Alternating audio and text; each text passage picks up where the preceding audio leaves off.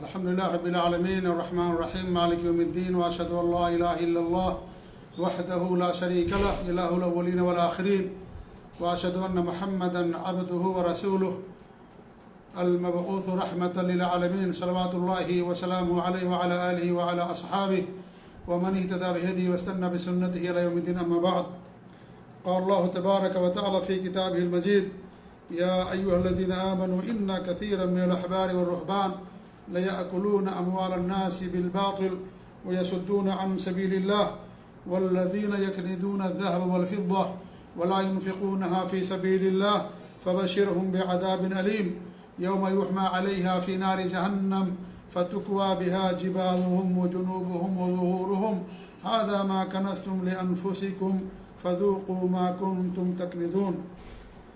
وقال رسول الله صلى الله عليه وسلم: بني الإسلام على خمس: شهادة أن لا إله إلا الله وأن محمد رسول الله وإقام الصلاة وإيتاء الزكاة وصوم رمضان وحج البيت من استطاع إليه سبيلا أو كما قال صلی اللہ علیہ وسلم. معزز ناظرین و مشاہدین و سامعین، یہ رمضان کی بابرکت ساعتیں ہم پر سایہ فگن ہیں. ماہ رمضان میں دنیا کے تقریباً تمام مسلمان جنہیں اللہ رب العالمین توفیق سے نوازتا ہے، وہ رمضان کے بابرکت مہینے میں اپنے مال کی زکوٰۃ دیتے ہیں، صدقات و خیرات کرتے ہیں، کیونکہ رمضان کے مہینے میں صدقات و خیرات کرنے کا زیادہ اجر اور ثواب ہے. ہمارے نبی صلی اللہ علیہ وسلم کی سنت مبارکہ ہے کہ آپ ماہ رمضان میں بالخصوص آخری عشرے میں کثرت سے صدقات و خیرات کیا کرتے تھے، اور آپ سے سوال بھی کیا گیا کہ سب سے بہتر صدقہ کون سا ہوتا ہے، تو آپ نے کہا رمضان کے مہینے میں.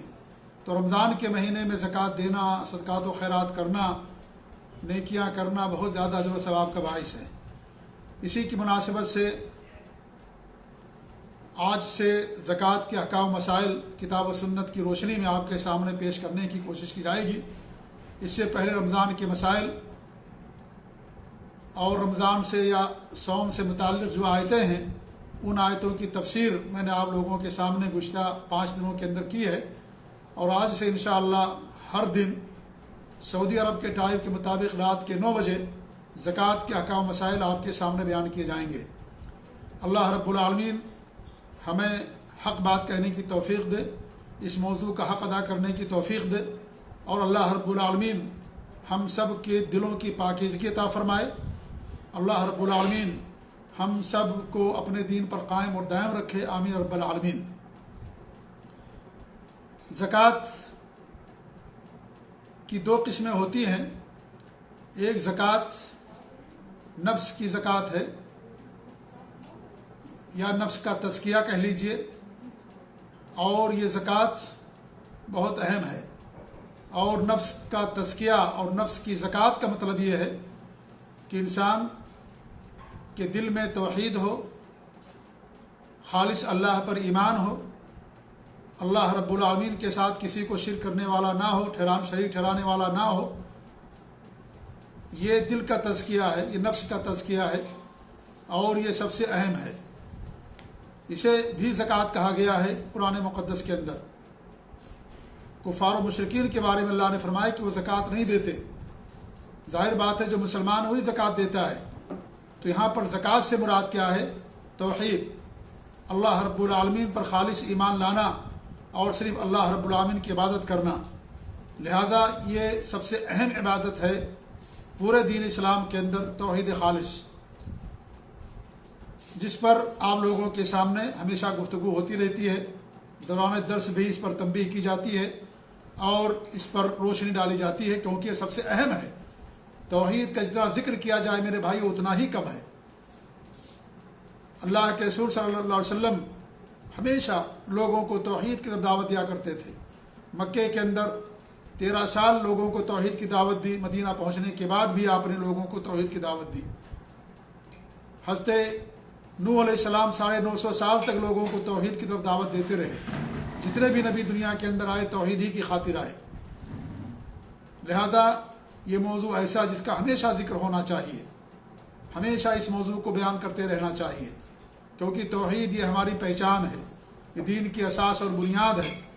اگر ہمارے پاس توحید نہیں رہ جائے گی تو پھر ہماری کوئی حیثیت نہیں رہ جائے گی، یہی ہماری پہچان ہے۔ اور توحید کے لیے، عبادت ہی کے لیے اللہ رب العالمین نے ہم سب کو پیدا کیا ہے، وما خلقت الجن والانس الا لیعبدون۔ لہذا یہ اتنا اہم مسئلہ ہے، اتنا اہم موضوع ہے، جسے ہر درس کے اندر اور ہر لیکچر کے اندر، ہر خطبے کے اندر، ہر بیان کے اندر اس کی طرف موقع پر لوگوں کو بتانا چاہیے اور اس کی طرف رہنمائی کرتے رہنا چاہیے۔ کہیں ایسا نہ ہو کہ یہ امانت ہمارے سینوں سے ختم ہو جائے، کہیں ایسا نہ ہو کہ یہ اہم چیز اور اہم عبادت جس کے لیے اللہ نے آسمان و زمین کی تخلیق فرمائی، آسمان سے کتابیں اتاری گئیں، اللہ نے انبیاء کرام کو بھیجا، کہیں ایسا نہ ہو کہ یہ مقصد ہماری زندگی سے فوت ہو جائے۔ اس لیے توحید ہمیشہ ہمارے ذکر میں ہونا چاہیے، ہمارے بیان میں ہونا چاہیے، ہمارے پروگراموں کے اندر ہونا چاہیے، یہ بہت اہم چیز ہے۔ تو یہ بھی زکوٰۃ اللہ رب العالمین نے اسے زکوٰۃ سے تعبیر کیا، تو ایک اہم زکوٰۃ ہے یہ، جس سے کسی کو مفر نہیں ہے، اور یہ زکوٰۃ ہر ایک کے اندر ہونا چاہیے، چاہے امیر ہو چاہے غریب، چھوٹا ہو یا بڑا، مرد ہو یا عورت، ہر ایک کے اندر یہ نفس کی زکوٰۃ ہونی چاہیے۔ جو توحید ہے میرے بھائیوں، یہ ہر ایک کے اندر یہ چیز موجود ہونی چاہیے۔ لیکن یہ ہمارا موضوع نہیں ہے، ہمارا موضوع مالی زکوٰۃ ہے، جسے سال میں اللہ رب العالمین لوگوں پر جن کا مال نصاب کو پہنچتا ہے، اللہ نے ان پر اس زکوٰۃ کو، اس عبادت کو فرض کر دیا ہے۔ زکوٰۃ کے مسائل جاننا ان تمام لوگوں کے لیے جن کے اوپر زکوٰۃ فرض ہو جائے ان کے لیے ضروری ہے۔ جن پر زکوٰۃ فرض نہ ہو ان لوگوں کے لیے اس مسئلے کا جاننا ضروری نہیں ہے۔ جن پر فرض ہو جائے ان کا جاننا اس لیے ضروری ہے کیونکہ اللہ نے ان پر فرض کر دیا ہے، لہذا اب ان کے لیے جاننا ضروری ہو گیا۔ نماز پڑھنا فرض ہو جائے تو اس کے مسائل، اس کے احکام، اس کا طریقہ جاننا فرض ہو جاتا ہے۔ کسی پر عمرہ فرض ہو گیا، روزے فرض ہو گئے یا حج فرض ہو گیا تو اس کے مسائل کا جاننا اس کے لیے ضروری ہو جاتا ہے۔ باقی اور لوگوں کے لیے جن پر فرض نہ ہو ان مسائل کا جاننا مستحب ہوتا ہے، ضروری نہیں ہوتا۔ اس طریقے سے علماء اور دعات، مبلغین، اہل علم، ان کے لیے بھی زکوٰۃ کے مسائل جاننا ضروری ہو جاتا ہے، کیونکہ وہ لوگوں کی رہنمائی کرتے ہیں، لوگوں کو دین کی طرف بلاتے ہیں، دینی احکام کی طرف لوگوں کو راغب کرتے ہیں، بلاتے ہیں۔ اس لیے علماء کے لیے بھی ان مسائل کا جاننا ضروری ہوتا ہے۔ تو جن آدمی پر یا جن لوگوں پر زکوٰۃ فرض ہو گئی ہے ان لوگوں کے لیے زکوٰۃ کے مسائل کا جاننا ضروری ہے۔ کہیں ایسا نہ ہو کہ وہ زکوٰۃ کے مسائل نہ جاننے کی وجہ سے غلطی کر جائیں، اور کتنا نکالنا چاہیے اسے کم نکالیں، کن کو دینا ہے ان کو دینے کے بجائے کسی اور کو دے دیں، تو ایسی صورت میں ان کے لیے جاننا ضروری ہو جاتا ہے جن لوگوں پر زکوٰۃ فرض ہو جاتی ہے۔ زکوٰۃ کے اندر میرے بھائیوں دو مفہوم پایا جاتا ہے، ایک مفہوم ہے پاکیزگی کا اور دوسرا مفہوم ہے اضافہ اور بڑھوتری کا۔ جب انسان زکوٰۃ ادا کرتا ہے تو اللہ رب العالمین اس کے مال کو پاک کرتا ہے، اس کے نفس کو بھی برائیوں سے، لالچ سے، حرص سے، بخل سے اور کنجوسی سے اللہ رب العالمین پاک کرتا ہے۔ تو ایک معنی تو ہے پاکیزگی کا، انسان کا نفس پاک ہوتا ہے، اس کے اندر دنیاوی لالچ نہیں آتی، حرص اور طمع نہیں آتا، اور ساتھ ہی ساتھ اس کا مال بھی پاک ہو جاتا ہے۔ اور دوسرا معنی ہے اضافہ، کہ اللہ رب العالمین مال کے اندر اضافہ کرتا ہے، مال کو بڑھاتا ہے۔ زکوٰۃ دینے سے جہاں مال پاک ہوتا ہے وہیں زکوٰۃ دینے سے مال کے اندر اضافہ بھی ہوتا ہے۔ جو انسان زکوٰۃ دیتا ہے وہ زکوٰۃ نکالنے کے بعد جو مستحقین ہیں، جو فقراء اور مساکین ہیں، محتاج ہیں، جب ان تک زکوٰۃ پہنچتی ہے تو یہ سب ان کے لیے دعائیں کرتے ہیں۔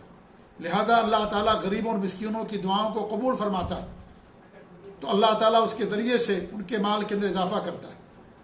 اور اللہ کے رسول صلی اللہ علیہ وسلم کی حدیث ہے کہ اللہ تعالیٰ پاک ہے، پاکیزہ چیزوں ہی کو قبول فرماتا ہے، اور جو اللہ کی راہ میں صدقہ اور خیرات کرتا ہے تو اللہ تعالیٰ اس کے مال کو دیے ہوئے زکوٰۃ یا صدقے کو پالتا ہے، جیسے تم میں سے کوئی اپنے मवेशी को पालता है, चाहे वो ऊँट का बकरा हो या बकरी का बच्चा हो, उसको पालता है, इसी तरीके से अल्लाह रब्बुल आलमीन इंसान के दिए हुए सदक़ात व खैरात को पालता है, यहाँ तक कि उहद पहाड़ के बराबर हो जाता है। आपने देखा होगा कि उहद पहाड़ कितना बड़ा है, कितना लंबा चौड़ा है, कितना ऊंचा है, उतना बड़ा अल्लाह रब्बुल आलमीन उसकी ज़कात को, इसके सदक़ात व खैरात को कर देता है। तो अल्लाह रब्बुल आलमीन ज़कात देने से माल को बढ़ाता है। अल्लाह के रसूल सल्लल्लाहु अलैहि वसल्लम की हदीस है, मा नक़सत मालुम मिन सदक़ा, सदक़ा देने से माल कम नहीं होता। और जो बंदा तवाज़ु अख्तियार करता है, अल्लाह ताला उसे बुलंदी अता करता है, और जो माफ़ कर देता है, अल्लाह रब्बुल आलमीन उसे इज़्ज़त देता है। तो इस तरीके से ज़कात देने से, सदक़ात व खैरात करने से माल कम नहीं होता। अल्लाह के रसूल सल्लल्लाहु अलैहि वसल्लम की हदीस है कि रोज़ाना जब इंसान सुबह करता तो अल्लाह ताला के दो फरिश्ते उतरते हैं, एक फ़रिश्ता दाहिनी तरफ बैठता है उसके सिरहाने, और एक फ़रिश्ता उसके पायताने बैठता है। जो दाहिने जो सिरहाने बैठता है वो फ़रिश्ता कहता है कि अल्लाह रब्बुल आलमीन तू देने वाले को और दे, अल्लाहुम्मा आति मुनफ़िक़न खलफ़ा, अल्लाह ताला तू देने वाले को और दे, उसके माल में इजाफ़ा कर, वह आति मुमसिकन तलफ़ा, और जो नहीं देता है, कंजूसी करता, बखालत से काम लेता है, अल्लाह ताला उसके माल को बर्बाद कर दे, तबाह कर दे। तो इससे मालूम हुआ कि ज़कात देने से माल जहाँ पाक होता है, अल्लाह ताला माल के अंदर इजाफ़ा करता है, माल को अल्लाह ताला बढ़ाता है। अल्लाह रब्बुल आलमीन ने ज़कात को कुरान मजीद के अंदर 82 मकामात पर नमाज के साथ बयान किया है। नमाज के साथ, नमाज इस्लाम का दूसरा रुकन है और ज़कात इस्लाम का तीसरा रुकन है। ज़कात को नमाज की बहन कहा जाता है, यानी दोनों को अल्लाह रब्बुल आलमीन ने एक साथ बयान किया 82 मकामात पर, क्योंकि दोनों के अंदर बड़ा गहरा ताल्लुक़ है, नमाज के अंदर और ज़कात के अंदर। नमाज अल्लाह ताला का खालिस हक़ है, इखलास के साथ इंसान नमाज अदा करता है, और ये जो ज़कात होती है बंदों के लिए एहसान होती है।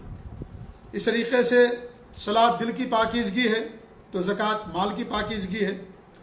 नमाज फ़हश और मुनकर बातों से रोकती है तो ज़कात इंसान को बुख़्ल से, कंजूसी से, हिर्स और लालच और तमा से रोकती है। सलात अल्लाह ताला का हक़ है तो ज़कात अल्लाह ताला का हक़ होने के साथ साथ बंदों का भी हक़ है। ज़कात अल्लाह रब्बुल आलमीन का शुक्र है, क्योंकि एक बंदा जिसे अल्लाह माल देता है, माल अल्लाह का होता है, माल अल्लाह ताला का, अल्लाह ताला जिसको चाहता है उसे अता करता है। असली मालिक अल्लाह ताला ही होता है माल का। तमाम नेमतें अल्लाह रब्बुल आलमीन की तरफ से हैं। लिहाजा ये जो इंसान ज़कात देता है वो अल्लाह रब्बुल आलमीन का गोया कि शुक्र अदा करता है, और जब शुक्र अदा करता है तो अल्लाह ताला नेमतों को बरकरार रखता है, उसके माल को बाकी रखता है, उसके माल के अंदर इजाफ़ा करता है। इस तरीके से फ़ुक़रा और मसाकीन की ज़रूरतें ज़कात से पूरी होती हैं, और ज़कात देना ये उसके सच्चे ईमान की दलील और इलामत होती है। ज़कात से इंसान के माल के अंदर बरकत होती है, और ज़कात का फ़ायदा इंसान की ज़ात को ख़ुद पहुँचता है। मुआशरे के उमरा और गुरबा के साथ अच्छे ताल्लुक़ात इस्तवार होते हैं। जैसे जो नमाज इंसान पढ़ता है उसका ताल्लुक़ अल्लाह ताला से कायम होता है, अल्लाह ताला से मजबूती के साथ इस्तवार करता अपने ताल्लुक़ात को, ऐसे ही जो इंसान ज़कात देता है बंदों के साथ उसके ताल्लुक़ात इस्तवार होते हैं। ज़कात से फ़क़्र व फ़ाक़ा का ख़ात्मा होता है। अगर सच्चाई के साथ दुनिया के तमाम मुसलमान ज़कात दे दे तो मेरा मानना यह है मेरे भाइयों कि मुस्लिम मुआशरे के अंदर कोई फ़कीर और कोई तंगदस्त और कोई मोहताज बाकी नहीं बचेगा। ज़कात से मोहब्बत बढ़ती है, अक़ीदत परवान चढ़ती है, और आपसी हसद व बुग़्ज़ इससे ख़त्म होता है। नमाज़ पढ़ने वाले से अल्लाह मोहब्बत करता है, ज़कात देने वाले से भी अल्लाह ताला मोहब्बत करता है। ऐसे ही जो ज़कात अदा करता है उससे लोग मोहब्बत करते हैं, और लोग ऐसे लोगों के लिए दुआएं करते हैं। मसाइब, आलाम, परेशानियाँ सदक़ात से, ज़कात से ख़त्म होती हैं। जैसे इंसान जब नमाज़ों का पाबंद बनता है तो दिल की जो बीमारियाँ ख़त्म होती हैं, ऐसे ही इंसान जो ज़कात अदा करता है तो अल्लाह ताला उसे परेशानियों से, मसाइब व आलाम से अल्लाह ताला उसे बचाता है। तो इस तरीके से ज़कात के बहुत सारे फ़ायदे हैं, और ज़कात को अल्लाह रब्बुल आलमीन, जैसा कि मैंने बयान किया कि नमाज के साथ 82 मकामात पर अल्लाह रब्बुल आलमीन ने बयान किया। ज़कात इस्लाम का तीसरा रुकन है। इसकी रुकनियत और फ़र्ज़ियत कुरान से भी साबित है, हदीस से भी साबित है, और इस पर तमाम मुसलमानों का इजमा है। अल्लाह रब्बुल आलमीन के इरशाद है वातुज़ ज़कात, तुम ज़कात अदा करो, तुम ज़कात दो। یہ اللہ رب العالمین کا قرآن مقدس کے اندر حکم موجود ہے۔ تو زکوٰۃ کی فرضیت یہ قرآن سے بھی ثابت ہے اور حدیثوں سے بھی ثابت ہے۔ اللہ کے رسول صلی اللہ علیہ وسلم کی حدیث ہے بنی الاسلام علی خمس، جو حدیث میں نے آپ کے سامنے پڑھی کہ اسلام کی بنیاد 5 چیزوں پر رکھی گئی ہے۔ سب سے پہلی بنیاد اس بات کی گواہی دینا کہ اللہ رب العالمین کے علاوہ کوئی سچا معبود برحق نہیں ہے، وہی ہماری ساری باتوں کا مستحق ہے، اور محمد صلی اللہ علیہ وسلم اللہ کے سچے نبی اور رسول ہے۔ نمبر 2 نماز قائم کرنا، نمبر 3 زکوٰۃ دینا، نمبر 4 رمضان کے روزے رکھنا، نمبر 5 بیت اللہ کا حج کرنا، جس کو اللہ رب العالمین استطاعت سے نوازے۔ تو یہ 5 فرض ہیں، اسلام کے ارکان ہیں، اسلام کے 5 ارکان۔ تو تیسرا جو رکن ہے وہ کیا ہے؟ وہ زکوٰۃ ہے، جیسا کہ حدیث کے اندر بیان کیا گیا، اور دنیا کے تمام مسلمانوں کے اس بات پر اتفاق ہے کہ زکوٰۃ یہ اسلام کا تیسرا رکن ہے، اس میں کسی کا کوئی اختلاف نہیں ہے۔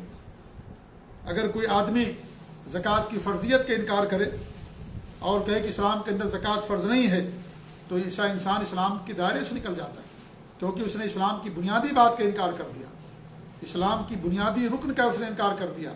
اس لیے بنیادی ارکان کے انکار کرنے سے انسان اسلام کے دائرے سے نکل جاتا ہے۔ اگر کوئی آدمی جاہل ہے، اسے نہیں معلوم، یا نیا مسلمان ہوا ہے، یا وہ مجبور کر دیا گیا کہلوانے پر کہ یہ کہو کہ زکوٰۃ فرض نہیں ہے، وہ مسئلہ الگ ہے۔ لیکن ایک آدمی جانتے بوجھتے بغیر کسی دباؤ اور مجبوری میں، اور اسے علم بھی ہے، اس کے باوجود بھی اگر زکوٰۃ کی فرضیت کا انکار کرتا ہے اور کہتا ہے کہ اسلام کے اندر زکوٰۃ فرض نہیں ہے، تو ایسا انسان اسلام کے دائرے سے نکل جاتا ہے۔ تو یہ اسلام کے اندر زکوٰۃ کا مقام اور مرتبہ ہے کہ اس کی فرضیت کے انکار کرنے سے اسلام کے دائرے سے انسان نکل جاتا ہے۔ زکوٰۃ کی اہمیت کا اندازہ آپ اس بات سے لگا سکتے ہیں کہ ابوبکر صدیق رضی اللہ تعالیٰ عنہ نے اور صحابہ کرام نے ان لوگوں سے جنہوں نے زکوٰۃ دینے سے انکار کر دیا تھا، ان سے باقاعدہ قتال کیا تھا، ان سے جنگ لڑی تھی، اور ابوبکر صدیق رضی اللہ تعالیٰ عنہ نے فرمایا تھا کہ اگر وہ لوگ اللہ کے رسول صلی اللہ علیہ وسلم کو ایک رسی یا ایک اونٹنی کا بچہ دیا کرتے تھے، اور اگر وہ ہمیں نہیں دیں گے تو ہم ان سے قتال کریں گے، کیونکہ زکوٰۃ اللہ تعالیٰ کا حق ہے، جیسے توحید اللہ رب العالمین کا حق ہے، نماز اللہ تعالیٰ کا حق ہے، ایسے زکوٰۃ بھی اللہ رب العالمین کا حق ہے۔ لہذا ہم ایسے لوگوں سے جنگ لڑیں گے، اور انہوں نے جنگ کی، تمام صحابہ نے مل کر کے جا کر کے ان سے قتال کیا۔ تو اس سے زکوٰۃ کی اہمیت کا اندازہ ہوتا ہے کہ زکوٰۃ دینا دین اسلام کے اندر کس قدر اہم اور ضروری ہے، کیونکہ اگر زکوٰۃ سچائی کے ساتھ نکالی جائے تو معاشرے کے اندر، جیسا کہ میں نے بیان کیا، فقر و فاقہ کا خاتمہ ہو سکتا ہے مسلم معاشرے سے، اور ایک مسلم معاشرے کے اندر انقلاب آ سکتا ہے۔ اس لیے زکوٰۃ اسلام کا انقلابی حکم ہے، ایک بنیادی رکن ہے، جس کی وجہ سے معاشرے کے اندر اصلاح ہوتی ہے، اور معاشرے کے اندر برائیاں ختم ہوتی ہیں، اور چوری، بےایمانی، ڈکیتی، اور اس طریقے سے دھوکہ دہی اور جھوٹ بول کر کے سامان بیچنا، یا اس طریقے سے حرام کے ذریعے سے مال کمانا، یا چوری اور ڈکیتی کرنا، یہ تمام جو بیماریاں ہیں، اگر انسان زکوٰۃ کو صحیح طریقے سے ادا کر دے اور مستحقین تک پہنچا دے تو یہ ساری بیماریاں ختم ہو جاتی ہیں۔ اس لیے زکوٰۃ اسلام کا بڑا ہی اہم رکن ہے، بہت اہم عبادت ہے میرے عزیز ساتھیوں۔ یہ اللہ رب العالمین کا شکر بھی ہے اور بندوں کے حقوق کی ادائیگی بھی ہے۔ اللہ رب العالمین نے قرآن مقدس کے اندر ارشاد فرمایا ہے، جو میں نے آیت کریمہ پڑھی تھی، جو انسان زکوٰۃ نہیں دیتا ہے ایسے لوگوں کے لیے سخت سزا دی جائے گی۔ اللہ تعالیٰ کے ارشاد ہے، یا الذین آمنوا ان کثیر من الاحبار والرہبان، اے ایمان والو، بہت سارے علماء اور عابد، احبار کہتے ہیں یہودیوں کے علماء کو احبار کہا جاتا ہے، اور رہبان جو نصارہ کے عابد تھے، زاہد تھے، ان کو رہبان کہا گیا ہے۔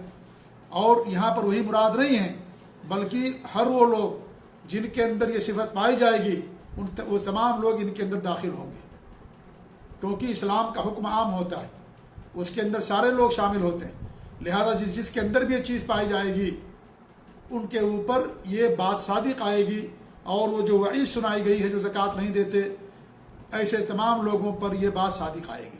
تو ایسا نہیں ہے کہ صرف یہ یہودیوں کے لیے اور نصارہ کے لیے، بلکہ ہر اس شخص کے لیے ہے جس کے اندر یہ صفت پائی جائے، جس کے اندر یہ صفت پائی جائے اس کے اوپر یہ بات صادق آئے گی۔ تو اللہ تعالیٰ فرماتا ہے کہ ایمان والو، بہت سارے علماء اور بہت سارے عباد لیأکلون اموال الناس بالباطل، وہ لوگوں کا مال باطل طریقے سے کھاتے ہیں، ویصدون عن سبیل اللہ، اور لوگوں کو اللہ کی راہ سے روکتے بھی ہیں۔ دو دو جرم کرتے ہیں، ایک تو لوگوں کا مال باطل طریقے سے کھاتے ہیں، نذرانے لیتے ہیں لوگوں سے، خمس لیتے ہیں، اور نہ جانے کیا کیا لیتے ہیں لوگوں سے، اور ان پر اپنی طرف سے کچھ چیزیں فرض کر کے رکھے ہوئے ہیں کہ اگر آپ ہمیں نہیں دیں گے تو آپ گنہگار ہوں گے، یا ہم آپ کو ایسا کر دیں گے ویسا کر دیں گے۔ یہ سب حرام طریقے سے مال کھانا ہے۔ یہ آج جو درگاہوں پر اور مزاروں پر اور خانقاہوں میں جو نذرانے پیش کیے جاتے ہیں، جو چڑھاوے پیش کیے جاتے ہیں، سب کے سب لوگوں کا مال باطل طریقے سے کھانے کے اندر آتے ہیں۔ آج کتنا مال لوگوں کا برباد ہو رہا ہے، اس کے ساتھ شرک بھی کرتے ہیں وہ لوگ، اور ساتھ ہی ساتھ لوگوں کا مال باطل طریقے سے کھاتے بھی ہیں، اپنا پیٹ مال پالتے ہیں، اپنا پیٹ گرم کرتے ہیں، اپنی جیبوں کو بھرتے ہیں۔ اس لیے آپ دیکھیں جتنے بھی قبروں اور مزاروں کے سجادہ نشین ہیں، کتنے مالدار آپ کو ملیں گے۔ ان کے پاس کوٹھیاں، ان کے پاس محلات، ان کے پاس دکانیں، ان کے پاس گھر، ان کے پاس گاڑیاں، ان کے پاس جائیدادوں کی کوئی کمی نہیں ہوتی ہے۔ بڑے بڑے ان کے پاس، یعنی بہت زیادہ ان کے پاس جائیدادیں ہوا کرتی، کہ لوگوں کا مال باطل طریقے سے کھاتے، یہ حرام طریقے سے کھاتے، اور ساتھ ہی ساتھ لوگوں کو اللہ کی راہ سے روکتے بھی ہیں۔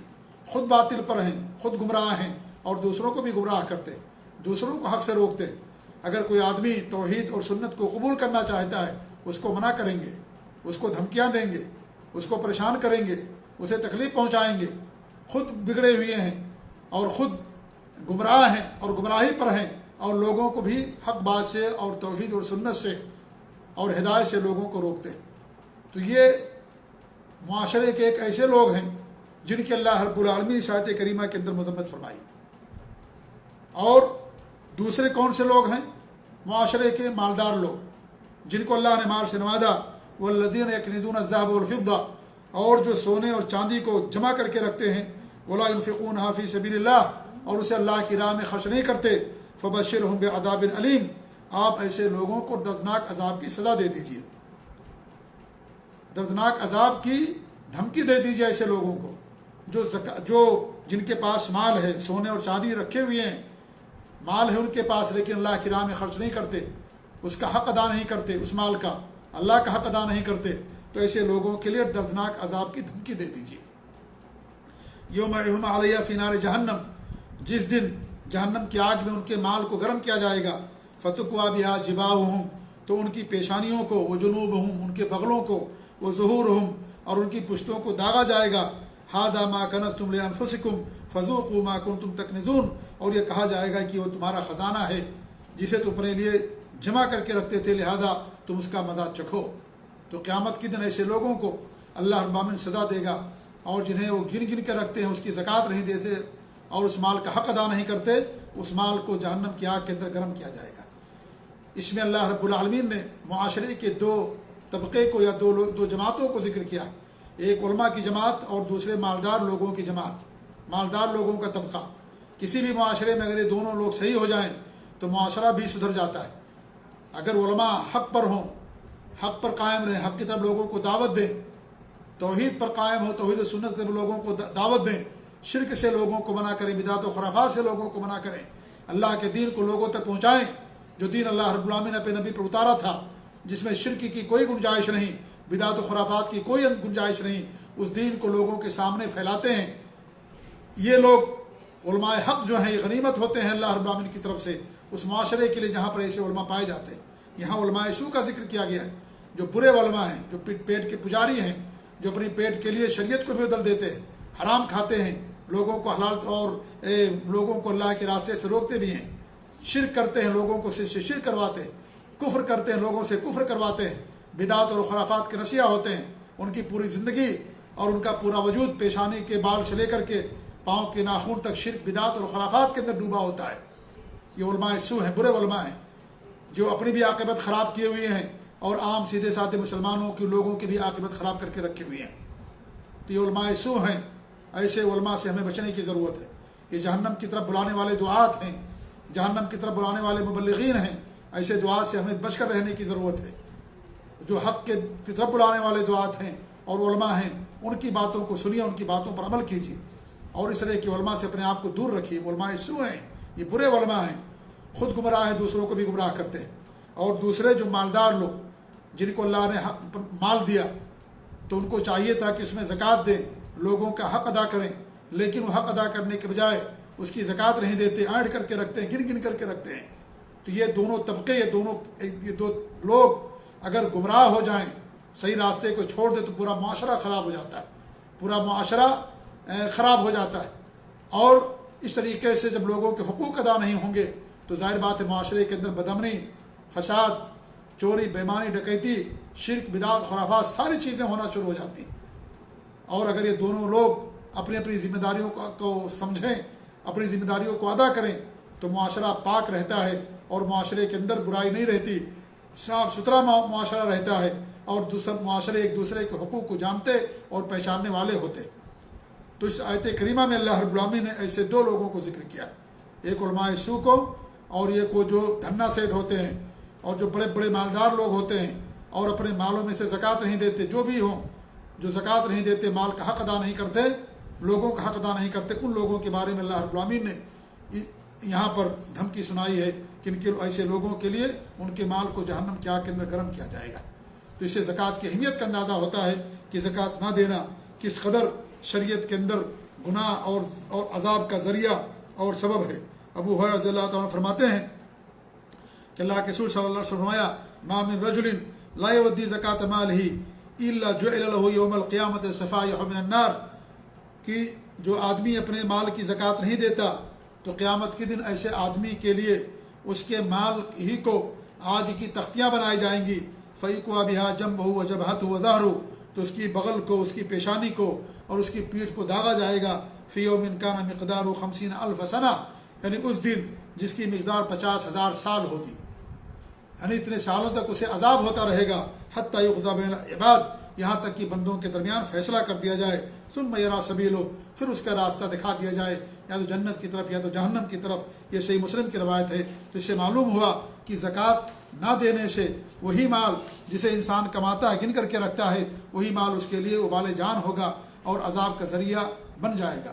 اور حدیثوں کے اندر آتا ہے کہ وہ مال گنجا صاحب بن کر کے آئے گا اور اسے ڈسے گا اور کہے گا میں تمہارا مال ہوں، میں تمہارا خزانہ ہوں، جسے تم گن گن کر کے اور جمع کر کے رکھتے تھے۔ کنز اس مال کو کہتے ہیں جس کی زکوٰۃ نہ دی جائے، اگر زکوٰۃ دے دی جائے تو مال کنز نہیں رہتا، وہ مال پاک ہو جاتا ہے۔ کنز وہ ہے جس کو انسان جمع کر کے رکھتا ہے، اس کی زکوٰۃ نہیں دیتا، جیسا کہ صحابہ کرام نے فرمایا۔ اس طریقے سے اللہ رب العالمین نے قرآن مقدس کے اندر ارشاد فرمایا، قد افلح المؤمنون، وہ مومنون کامیاب ہو گئے، وہ مومنین کامیاب ہو گئے، مسلمان کامیاب ہو گئے۔ یہ سورہ مومنون کی پہلی آیت ہے۔ پھر اللہ رب العالمین نے ان مومنوں کے اوصاف بیان کیے ہیں، ان مومنوں کی خوبیاں اور صفات بیان کی ہیں، بہت ساری خوبیاں بیان کی، صفات، انہی میں سے اللہ کہتا ہے والذین هم للزکاۃ فاعلون، جو اپنی زکوٰۃ کو دینے والے، جو زکوٰۃ دیتے ہیں اللہ کی راہ میں، لوگوں کا حق ادا کرتے ہیں، یہ لوگ کامیاب ہو گئے۔ لہذا کامیابی کے لیے زکوٰۃ کا دینا ضروری ہے، اور کامیابی جہاں بھی قرآن کے اندر فلاح کا لفظ آتا ہے اس کا مطلب یہ ہے کہ انسان جنت کا مستحق ہو گیا اور اس نے اپنے آپ کو جہنم سے بچا لیا۔ اللہ تعالیٰ کے ارشاد ہے کہ فمن زحزح عن النار، جو اپنے آپ کو جہنم سے جسے بچا دیا گیا، جسے جہنم سے دور کر دیا گیا، وہ ادخل الجنت فقد فاز، اور جنت میں اس کو داخل کر دیا گیا، وہ کامیاب ہو گیا۔ تو اصل فوز، اصل کامیابی، اصل فلاح جنت کا پانا اور اپنے آپ کو جہنم سے بچا لینا ہے۔ پہلے انسان اپنے آپ کو جہنم سے بچائے گا، اس کے بعد جنت کے اندر جائے گا، کیونکہ ہر انسان کو پرصراط سے گزرنا ہے، اور پرصراط جہنم کے اوپر ہے، لہذا اس پل سے سب کو گزرنا ہوگا۔ لہذا جو جہنم سے بچ گیا وہ گویا کہ جنت کا مستحق ہو گیا۔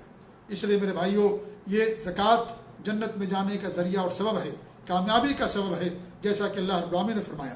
اس طریقے سورہ معارج کے اندر اللہ رب العالمین نے فرمایا ان لوگوں کی نشانیاں جو اپنے آپ کو جہنم سے بچا لیتے ہیں کہ والذین فی اموالہم حق معلوم، جن کے اموال میں معلوم حق ہے، اور یہ معلوم حق کیا ہے؟ وہ زکوٰۃ ہے، صدقات و خیرات ہے، اور اس میں زکوٰۃ بھی داخل ہے، صدقات و خیرات کے ساتھ ساتھ اولین طور پر زکوٰۃ اس کے اندر داخل اور شامل ہے۔ تو یہ اہل جنت کی، متقیوں کی پہچان ہے، ان کی صفات اور خوبیاں ہیں کہ جو لوگ اپنے مال کی زکوٰۃ ادا کرتے۔ اس طریقے سے ابو ایوب الانصاری رضی اللہ عنہ فرماتے ہیں کہ ان رجل قال للنبی صلی اللہ علیہ وسلم اخبرنی بامر يدخلني الجنہ، کہ ایک شخص ہمارے نبی کے پاس تشریف لائے اور انہوں نے کہا کہ مجھے ایسا عمل بتائیے جو ہمیں جنت کے اندر داخل کر دے۔ میرے بھائیو ذرا غور کیجئے صحابہ کرام کے بارے میں کہ صحابہ کرام مال جائیداد کا سوال نہیں کرتے تھے، دنیاوی جاؤ حشمت کا سوال نہیں کرتے تھے.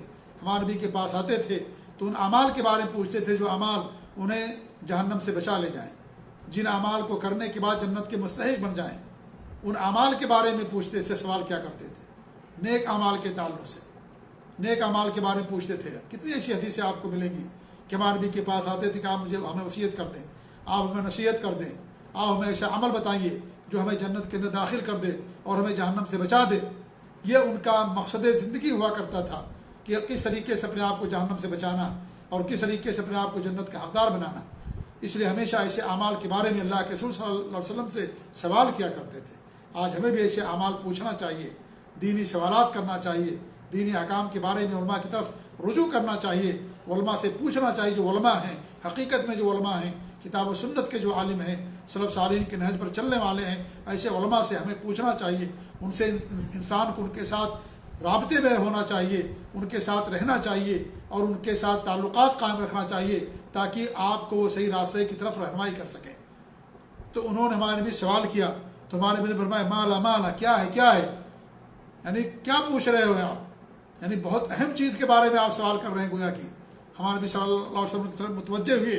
پھر ہمارے نبی نے فرمایا تعبدوا اللہ ولا تشرکوا بہ شیئا، تم اللہ کی خالص عبادت کرو اور اس کے ساتھ کچھ بھی شرک نہ کرو. میرے بھائیو دیکھ ہمارے نبی نے دو باتیں بتائیں، اللہ کی عبادت اور شرک نہ کرنا. لہذا دونوں کا پایا جانا ضروری کہ اللہ کی عبادت بھی کرنا ہے اور ساتھ ہی ساتھ اپنے آپ کو شرک سے بھی بچانا. اور یہی بات اللہ رب العالمین نے قرآن کریم کے اندر بیان فرمائی کئی آیتوں میں وَاعْبُدُوا اللَّهَ وَلَا تُشْرِكُوا بِهِ شَيْئًا، خالص اللہ رب العالمین کی عبادت کرو اور اس کے ساتھ کچھ بھی شرک نہ کرو. تو عبادت کرنے کے ساتھ ساتھ اپنے آپ کو شرک سے بچانا بھی ضروری. اگر کوئی آدمی عبادت تو کرتا ہے اللہ رب العالمین کی، نماز پڑھتا، روزہ رکھتا، زکوٰۃ دیتا، حج کرتا، قربانی کرتا، صدقات و خیرات کرتا، سارے نیکیوں کام کرتا ہے، لیکن اس کے عمل کے اندر شرک ہے، تو میرے بھائیوں اس عبادت کا کوئی فائدہ نہیں ہے. عبادت وہی قبول ہوگی جو انسان اپنے عمل کو شرک سے محفوظ رکھے گا. اگر شرک آ گیا تو کینسر ہے، جیسے جسم کے اندر کینسر آ جانے سے پورا جسم تباہ و برباد ہو جاتا ہے، اسی طریقے سے کینسر ہے شرک، اگر یہ آ گیا انسان کے سارے اعمال برباد ہو جائیں گے. اللہ رب العالمین نے انبیاء کا تذکرہ کیا اور فرمایا وَلَوْ أَنَّهُمْ أَشْرَكُوا لَحَبِطَ عَنْهُمْ مَا كَانُوا يَعْمَلُونَ. اگر یہ شرک کر لیں اللہ ان کے سارے اعمال کو برباد کر دے.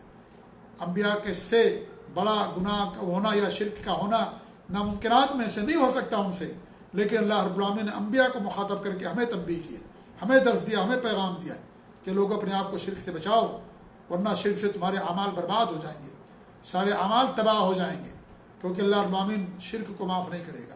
تو شرک میرے بھائیوں سب سے بڑا جرم ہے.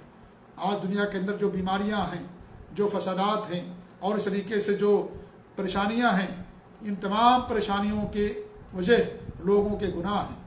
اور جیسا کہ اللہ نے فرمایا کہ ظہر الفساد فی البر والبحر بما کسبت ایدی الناس، کہ لوگوں کے اپنے کرتوت کی وجہ سے خشکی اور تری دونوں کے اندر فساد ظاہر ہو گیا ہے. ہر جگہ مارا ماری، ہر جگہ فتنہ و فساد، ہر جگہ پریشانی اور مصیبت، بیماریاں، وبائی آفات اور مصیبتیں، زلزلے اور قحط سالیاں، بارش کا نہ ہونا اور اس طریقے سے بہت ساری بیماریاں اور آفات اور مسائل، یہ ہمارے برے اعمال کا نتیجہ ہے. اور ہمارے برے اعمال میں سب سے برا عمل شرک کرنا ہے.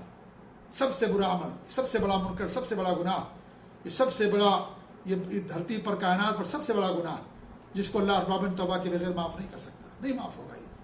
تو یہ ہمارے گناہوں کی جیسے شرک، جھوٹ، نافرمانی اور رشوت، سود، کتنی بیماری برائیوں کا ذکر کیا جائے، یہ ساری بیماریوں کی جیسی، برائیوں کی جیسے ساری بیماریاں آ جا رہی ہیں. یہ فساد جو ہو رہا ہے اسی کی وجہ سے ہو رہا ہے. تو سب سے بڑا گناہ میرے بھائیو شرک کرنا. شرک سے اپنے آپ کو بچانے کی ضرورت ہے، شرک سے توبہ کرنے کی ضرورت ہے.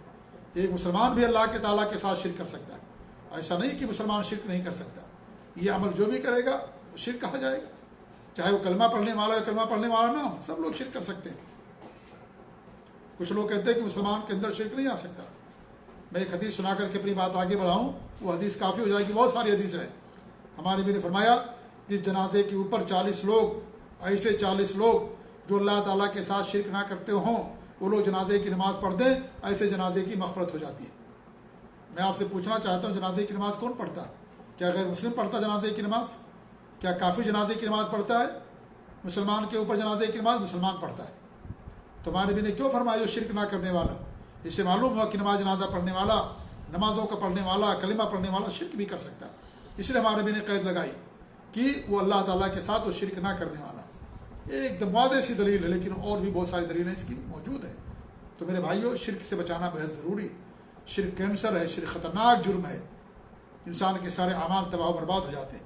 تو ہمارے نبی نے سب سے پہلی بات بتائی کہ اللہ کی بات کرو، اللہ تعالیٰ کے ساتھ کچھ بھی شرک نہ کرو، تو تقیم الصلاۃ، اور نماز قائم کرو، کیونکہ دوسرا رکن ہے نماز۔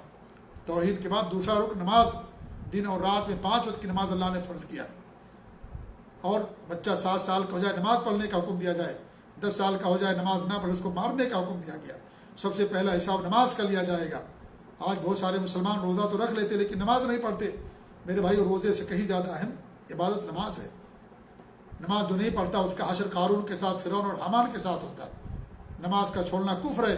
صحابہ کرام نماز کے چھوڑنے کو کفر سمجھتے تھے، خیال کرتے تھے۔ اللہ کے رسول کے زمانے منافق بھی نماز پڑھا کرتے تھے، لیکن آج ہم پکے سچے مسلمان ہو کر کے بھی نماز نہیں پڑھتے۔ کوئی 4 کے وقت کی نماز پڑھتا ہے، کوئی 3 وقت کی نماز پڑھتا ہے۔ کتنے ایسے مسلمان ہیں جو بالکل نماز نہیں پڑھتے، جمعہ کی بھی نماز نہیں پڑھتے، اور آپ کو مسلمان کہتے ہیں۔ جی ہاں، نماز نہیں پڑھیں گے، افطاری میں سر پر ٹوپی اور دستی باندھ کر کے سب سے پہلے آگے آئیں گے، عید بقرعید میں سب سے پہلے نظر آئیں گے لوگ، لیکن اللہ تعالیٰ کا حق نہیں ادا کریں گے، نماز نہیں پڑھیں گے۔ تو میرے بھائیو، خوف کا ہی ہم ڈرے اللہ رب العالمین سے کہ نماز کی قدر اہم عبادت ہے۔ پھر ہمارے میرے فرمایا تو زکات، تم زکات دو، زکات دو۔ یہ جو تیسرا رکن ہے اسلام کا، جس کے بارے ہماری گفتگو چل رہی ہے، وہ تصل الرحم، اور صلہ رحمی کرو، جو رشتہ دار ہیں ان کا حق ادا کرو، کیونکہ رشتہ دار میں اگر صلہ رحمی کریں گے اور اگر ان کا حق ادا کریں گے مال سے، تو آپ کو دوہرا اجر ملے گا، ایک تو صلہ رحمی کرنے کا اور دوسرے صدقات و خیرات کرنے کا۔ لہذا رشتہ داروں کا حق ہے کہ ہم صلہ رحمی کریں، ان کے حقوق ادا کریں، ان کو دیں۔ اللہ نے آپ کو دیا تو آپ ان کو دیجئے۔ زکوٰۃ دیں گے تو آپ کو دوہرا اجر ملے گا، ایک صدقہ کرنے کا زکوٰۃ کا اور دوسرے صلہ رحمی کرنے کا اجر ملے گا۔ دور کے لوگوں کو دیں گے تو آپ کو ایک اجر ملے گا، ایک تو صرف صدقے کا اجر ملے گا، صلہ رحمی کا اجر نہیں ملے گا۔ اسے اگر آج آپ دیں گے تو کل آپ کو بھی دیا جائے گا۔ انفق انفق علیک، ہمارے نبی نے فرمایا کہ اللہ فرماتا ہے کہ ابن آدم خرچ کرو، تم پر بھی خرچ کیا جائے گا۔ یعنی آج اگر خرچ کرو گے تم پر بھی لوگ خرچ کریں گے۔ تو رشتہ داروں کا بھی ہمارے مال میں حق ہے، ہمارے اوپر حق ہے۔ اور رشتہ دار کا سب سے بڑا حق یہ میرے بھائیوں کہ آپ اس کی دینی رہنمائی کریں۔ اگر نماز نہیں پڑھتا نماز کی دعوت دیں، اگر وہ کفر کرتا تو آپ اس کو اسے منع کیجیے، اگر وہ شرک کرتا آپ اسے توبہ کرائیے، اس کو توحید کی دعوت دیجیے۔ بدعت و خرافات کے اندر ملوث ہے تو آپ اسے توحید سنت کی دعوت دیجیے، آپ اسے دین پر کاربند رکھیے، قائم رکھیے، اسے نصیحت کرتے رہیے، اسے سمجھاتے رہیے، اسے دین کی باتیں بتاتے رہیے۔ یہ بہت بڑا حق ہے رشتہ دار کا ہمارے اوپر۔ یہ مال تو ختم ہو جائے گا لیکن یہ چیز ختم نہیں ہوگی، اس کا نفع آپ کو آخرت تک ملے گا۔ لہٰذا یہ سب سے بڑا حق ہے میرے بھائیوں ہمارے رشتہ داروں کا، کہ اگر ہمارے رشتہ دار کے اندر کچھ ایسے لوگ ہیں جو بدعت و خرافات کرتے ہیں یا اس طریقے شرک کرتے ہیں اور غلط کام کرتے ہیں، ہم ایسے لوگوں کی تنبیہ کریں، ان کو نصیحت کریں، اچھے انداز میں، حکمت کے ساتھ، اچھی موعظت کے ساتھ، پیار بھرے انداز میں ان کو سمجھائیں، کوشش کریں۔ اگر مان جاتے الحمدللہ، نہیں مانیں گے تو آپ کو کچھ نہیں بگڑے گا۔ آپ نے ذمہ داری ادا کر دی، آپ ان کو سمجھا دیا، لیکن مایوس نہ ہوں، ان کو سمجھاتے رہیں حکمت کے ساتھ۔ ابو طالب مسلمان نہیں ہوئے لیکن ہمارے بھی مایوس نہیں ہوئے، وفات کا وقت پھر بھی ان کے پاس گئے اور کہا کلمہ پڑھ لو، ہم اللہ تعالیٰ کیا تمہاری سفارش کریں گے۔ مایوس نہیں ہونا چاہیے انسان کو کبھی بھی اللہ رب العالمین کی رحمت سے، اللہ سے دعا بھی کرنا چاہیے۔ ہمیں یہ سوچنا چاہیے کہ ممکن ہمارے اخلاص کے اندر کمی ہو، ہماری بات رکھنے میں کمی ہو، ہم نے جو اسلوب اپنایا ہے ممکن اس اسلوب کے اندر کمی ہو، اور اس اسلوب کی وجہ سے ہماری بات نہ سن رہا ہو، نہ مان رہا ہو۔ اس لیے ہمیں اللہ سے دعا بھی کرتے رہنا چاہیے کہ اللہ تعالیٰ اس کو ہدایت دے دے۔ اپنے لیے بھی انسان دعا کرے کہ اللہ رب العالمین تمہیں حق پر قائم رکھ، شرک سے محفوظ رکھ۔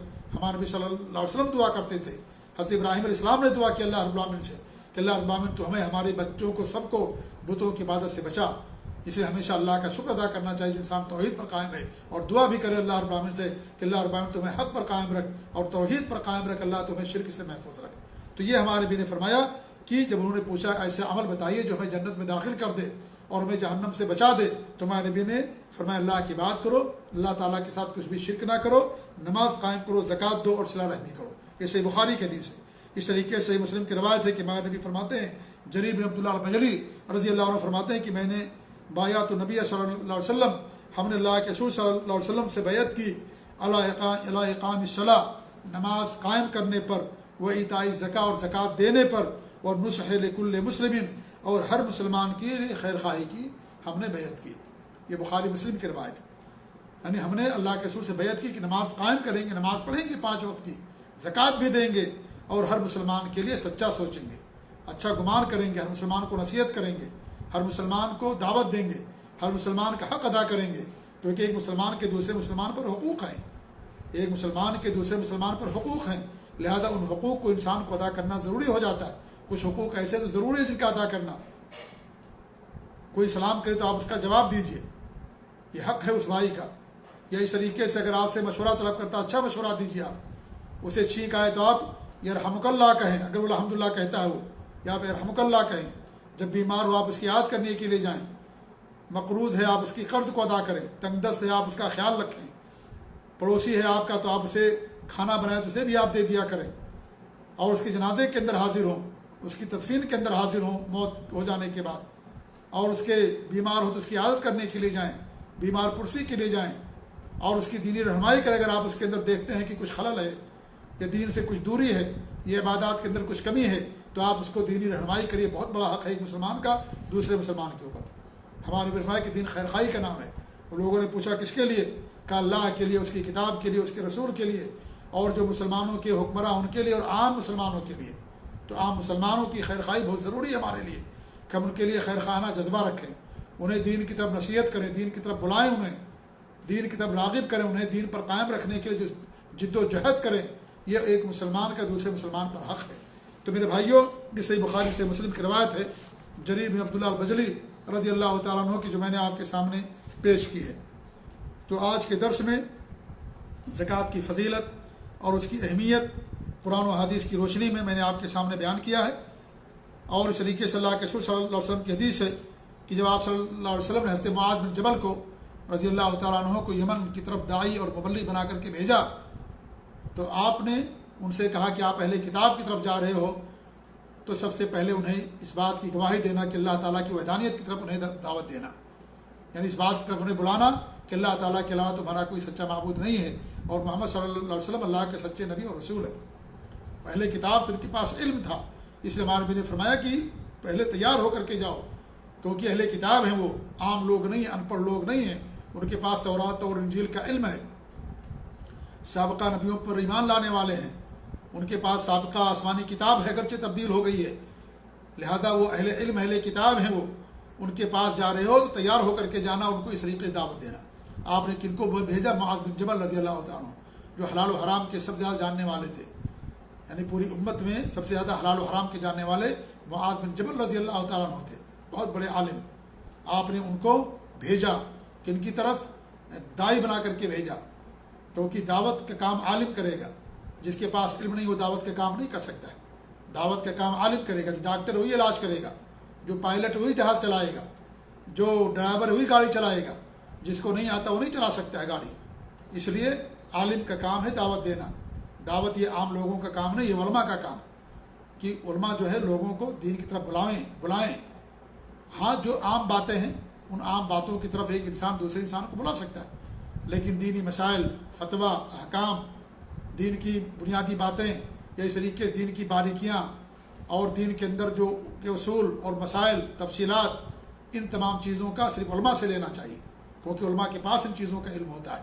تو اس طریقے سے ہمارے نبی نے فرمایا کہ سب سے پہلے انہیں وحدانیت کی طرف دعوت دینا کہ اللہ ایک ہے، اللہ پر ایمان لاؤ، اور اللہ کے علاوہ کسی کی بات نہ کرو، اور یہ کہ محمد صلی اللہ علیہ وسلم پر ایمان لانا۔ پھر جب اس کا اقرار کر لیں تو انہیں بتانا کہ اللہ رب العالمین دن اور رات میں تم پر 5 وقت کی نماز فرض کر دی۔ اس کے بعد زکوٰۃ تیسرے نمبر پر، کیونکہ ترتیب سے اسٹیپ بائی اسٹیپ لوگوں کو دعوت دی جاتی ہے۔ خاص طور سے جو غیر مسلم ہیں انہیں سب سے پہلے نماز اور زکوٰۃ کی دعوت نہیں دی جائے گی، سب سے پہلے انہیں توحید کی دعوت دی جائے گی، اسلام کی دعوت دی جائے گی، کیونکہ کفر و شرک ان کے یہاں پایا جاتا ہے۔ لہذا جس کے اندر شرک ہوگا پہلے اس کو شرک سے منع کیا جائے گا، کیونکہ اگر شرک ختم نہیں ہوا اور جتنا بھی نیک عمل کرے کوئی فائدہ نہیں ہوگا، اس لیے سب سے پہلے شرک کو دور کیا جائے گا۔ ایک انسان مریض ہے، کینسر کا مریض ہے، اس کے پاس بخار بھی ہے، ہاتھ میں درد بھی ہے، یا اس کو زکام بھی ہے، ڈاکٹر کے پاس جائے گا، ڈاکٹر زکام کی دوا نہیں دے گا۔ اگر اچھا ڈاکٹر ہوگا تو، حکیم ہوگا تو وہ کس کی دوا دے گا؟ کینسر کا علاج کرے گا، اور وہ زکام کی دوا نہیں دے گا، کیونکہ زکام خود بخود ختم ہو جائے گا، چھوٹی بیماریاں خود بخود ختم ہو جائے گا، بیماری بڑی ختم ہو گئی۔ ایسے شرک سب سے بڑا بڑا جرم ہے، سب سے بڑی خطرناک بیماری ہے. سب سے پہلے اس کو دور کرنے کی ضرورت ہے. اگر یہ دور ہو گیا تو پھر اور جو دیگر چیزیں ہیں کوتاہیاں انشاءاللہ دھیرے دھیرے وہ بھی ختم ہو جائیں گی. تو ہمارے نبی نے ان کو کہا کہ سب سے پہلے لا الہ الا اللہ محمد رسول اللہ کی دعوت دینا، پھر نماز اور پھر زکوٰۃ. اور یہ زکوٰۃ مالداروں سے لی جائے گی، ان کے غریبوں کے اوپر خرچ کی جائے گی. تو زکوٰۃ یہ اسلام کا تیسرا رکن ہے. اور ہمارے نبی صلی اللہ علیہ وسلم باقاعدہ یعنی جیسا کہ معاذ بن جبل رضی اللہ تعالیٰ عنہ کو آپ نے باقاعدہ یہ بتایا. تو آج کے درس میں زکوٰۃ کی اہمیت و فضیلت کے تعلق سے چند آیات چند حدیث میں نے آپ کے سامنے پیش کی. آج اسی پر اپنی بات ختم کرتے ہیں. انشاءاللہ کل زکوٰۃ کے جو کچھ اہم مسائل یا باقی مسائل آپ کے سامنے پیش کرنے کی کوشش کی جائے گی. اللہ رب العالمین ہم سب کو اپنے دین پر قائم رکھے. آمین. جزاکم اللہ خیر. السلام علیکم ورحمۃ اللہ وبرکاتہ.